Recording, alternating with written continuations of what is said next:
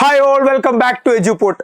അങ്ങനെ നമ്മുടെ NMS exam കഴിഞ്ഞ് കുറച്ച് ദിവസങ്ങൾക്ക് ശേഷം ഒഫീഷ്യലി പ്രൊവിഷണൽ ആൻസർ കീ എന്ത് ചെയ്തിട്ടുണ്ട്, ഗവൺമെന്റ് പബ്ലിഷ് ചെയ്തിട്ടുണ്ട്. പല ഏജൻസികളുടെയും പല ഇൻസ്റ്റിറ്റ്യൂട്ടുകളുടെയും ആൻസർ കീകൾ നിങ്ങൾ കണ്ടിട്ടായിരിക്കും. ഇത് ഗവൺമെന്റ് ഔദ്യോഗികമായിട്ട് ഇറക്കിയിട്ടുള്ള പ്രൊവിഷണൽ ആൻസർ കീ എന്ത് ചെയ്തിട്ടുണ്ട്, പബ്ലിഷ് ചെയ്തിട്ടുണ്ട്.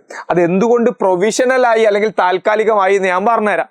ഓക്കെ, സോ അതിൻ്റെ ഒരു സർക്കുലർ നിങ്ങൾക്ക് കാണാം. 2025 മാറ്റ് സാറ്റ് പരീക്ഷകളുടെ താൽക്കാലിക ഉത്തര സൂചിക വിദ്യാർത്ഥികൾക്ക് പരിശോധിക്കുന്നതിന് വേണ്ടി പരീക്ഷാ ഭവന്റെ വെബ്സൈറ്റിൽ പ്രസിദ്ധീകരിച്ചിട്ടുണ്ട്.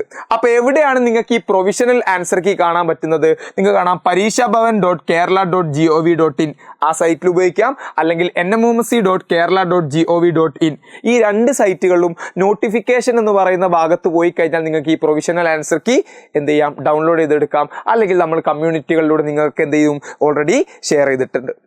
ഓക്കെ, അപ്പോൾ ഈ ഒരു ആൻസർ കീ താൽക്കാലിക ആൻസർ കീ എന്ന രീതിയിൽ തന്നിരിക്കുന്നത് എന്തിനാ? ഇതാണ് ഞങ്ങളുടെ ഉത്തരം എന്നാണ് അവർ നമുക്ക് തന്നിരിക്കുന്നത്.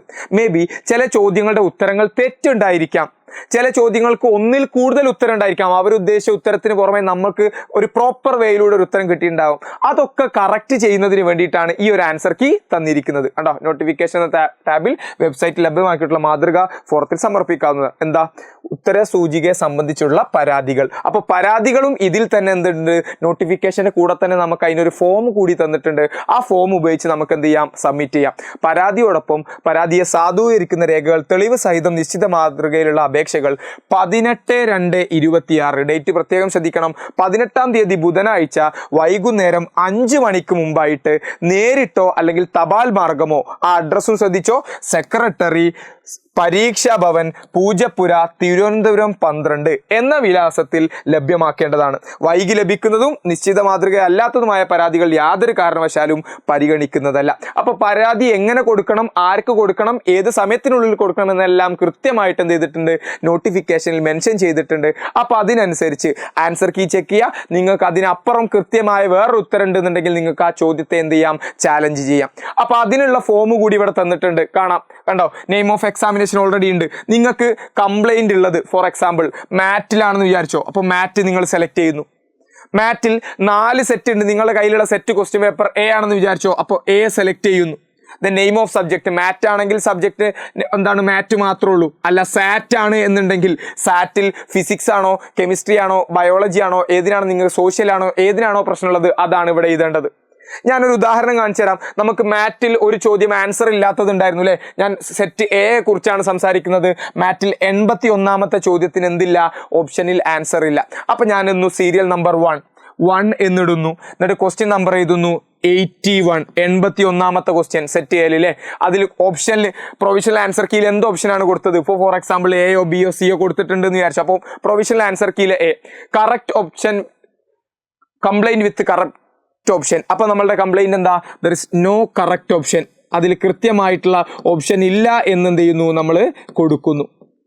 ഓക്കെ, അതുപോലെ മാറ്റിൽ വേറെ ക്വസ്റ്റ്യൻ ഉണ്ടെന്നുണ്ടെങ്കിൽ നിങ്ങൾ സീരിയൽ നമ്പർ 2 എന്നിടുക.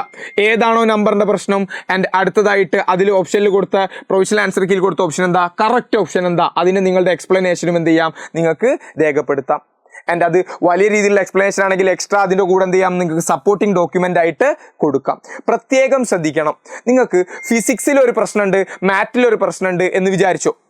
അപ്പം മാറ്റ് എല്ലാം കൂടെ ഒന്നിൽ എഴുതരുത്. മാറ്റിന്റെ ഒരൊറ്റ പ്രിന്റ് നിങ്ങൾ എടുത്താൽ മാറ്റ് മാത്രമേ അതിൽ എഴുതാവൂ. ഫിസിക്സിന്റെ ഒരൊറ്റ ഒന്നാണെങ്കിൽ ഫിസിക്സ് മാത്രമേ എഴുതാവൂ. ഓരോ സബ്ജക്റ്റിനും ഓരോ ഫോം ഡൗൺലോഡ് ചെയ്യാൻ വേണ്ടി പ്രത്യേകം ശ്രദ്ധിക്കണം. അത്ര കണ്ട് തെറ്റുണ്ടെങ്കിൽ മാത്രം, ഒരു സബ്ജക്റ്റേ പ്രശ്നമുള്ളെങ്കിൽ ഒരൊറ്റ ഫോം മാത്രം മതി. അപ്പോൾ ഈ രീതിയിൽ ഫില്ല് ചെയ്ത ശേഷം നമ്മൾ ഈ പറഞ്ഞ അഡ്രസ്സിലേക്ക് നിങ്ങൾക്ക് എന്ത് ചെയ്യാം, പോസ്റ്റ് വഴി ഈ ഡേറ്റിനുള്ളിലായി വൈകുന്നേരം 5 മണിക്കുള്ളിൽ അറിയിച്ചാൽ എന്താണ് സംഭവിക്കുക എന്ന് വെച്ച് കഴിഞ്ഞാൽ അവർ ഈ പരാതികൾ അനലൈസ് ചെയ്യും. അങ്ങനെ ഈ പരാതികൾ അനലൈസ് ചെയ്ത ശേഷം പരാതിയിൽ എന്തെങ്കിലും വാസ്തവം ഉണ്ടോ എന്ന് നോക്കിയിട്ട് അതിനുശേഷമാണ് ഇതൊക്കെ കറക്റ്റ് ചെയ്തുകൊണ്ട് ഒഫീഷ്യൽ ആൻസർ കീ പബ്ലിഷ് ചെയ്യുക. അതുകൊണ്ടാണ് ഇതിൻ്റെ പേരെന്തായത്, പ്രൊവിഷണൽ അല്ലെങ്കിൽ താൽക്കാലികമെന്നായിട്ട് മാറിയത്. ഓക്കെ, അപ്പോൾ ആ ഒഫീഷ്യൽ ആൻസർ കീക്ക് അനുസരിച്ചാണ് നമുക്ക് കൃത്യമായിട്ട് എത്ര മാർക്ക് ഉണ്ട് എന്നൊക്കെ അനലൈസ് ചെയ്യാൻ പറ്റുന്നത്. അപ്പോൾ ഇത് നിങ്ങൾക്ക് എന്തെങ്കിലും നിങ്ങളുടേതല്ലാത്ത ഉത്തരങ്ങൾ വന്നിട്ടുണ്ടെങ്കിൽ, കൃത്യമായ ആൻസർ നിങ്ങൾക്ക് ഉണ്ടെന്നുണ്ടെങ്കിൽ ചാലഞ്ച് ചെയ്യാനുള്ള നല്ലൊരു ഓപ്ഷനാണ്. അപ്പോൾ എന്ത് ചെയ്യരുത്, ഒരു കാരണവശാലും മിസ് ചെയ്യരുത്.